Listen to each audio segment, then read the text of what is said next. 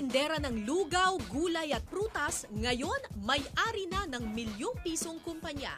Alamin natin ang sikreto sa likod ng tagumpay ni Conchita Che Toribio de los Reyes dito sa Powerhouse.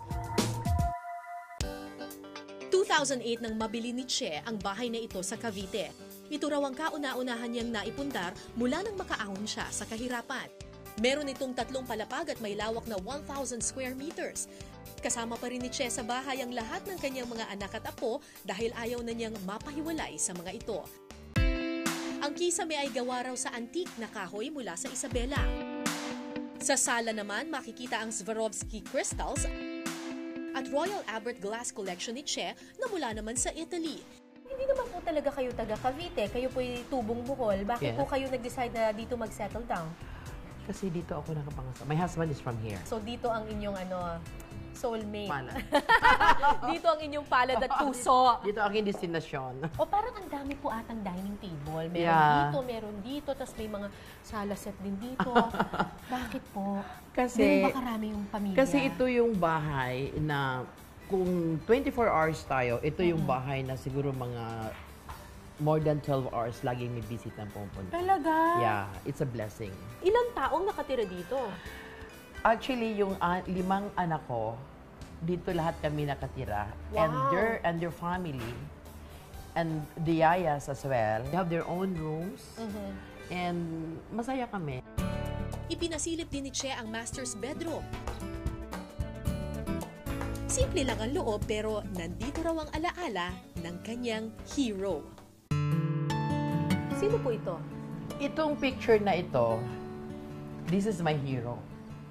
Siya yung nanay namin, siya yung nanay ko. Alam mo, she was willing to die for us. She did not want to disturb us. May cancer na pala siya, hindi na sinasabi, and she was pretending to be strong. Talagang naging terminal na pala yung cancer niya. Alam mo, kasama ko siyang sobrang mahirap kami. Siya yung hero ko, siya yung strength ko. Talagang nagpapasalamat ako sa kanya. Siya nagturo sa inyo kung paano maging matatag. Maging matatag. Napakatatag ng nanay ko, sobra. The strong person that I am today. Sa kanya ko naman na yan. Ano ang luho po ni Alam Ma'am mo, Che? ang compensation ko na lang sa sarili ko at saka yung parang pinakalibangan ko is to shop. Okay. Shopping. Because, Shopping. alam mo, ngayon na lang naman ako nakakapag-shopping nung ang edad ko Oo is naman. 50. Oo. No? For so long a time, sobrang mahirap, you know? Naghahilig ako sa shoes, sa bags, in jewelries. But, Ilan po ang sapatos ninyo? ang sapatos ko, kung talagang iipunin natin, of course, I have more than like 300. But in my closet, wala ka makikitang marami kasi pagka 3 months old na siya, pinamimigay ko na. Eh bakit po? Sayang. To share. Ano po yung pinaka-proud kayo na sapatos? Pinaka-proud like my Ito po, LV. Giuseppe Zanotti, I have LV, I have Chanel. Pero kaya tama na. I have Louboutin. Anong pinaka-paborito ninyo po? Anything goes. This is my Dior Ano po yan? boots na hindi ko pa nagagamit simula ngayon. Ano pong tatak niyan? Christian Dior.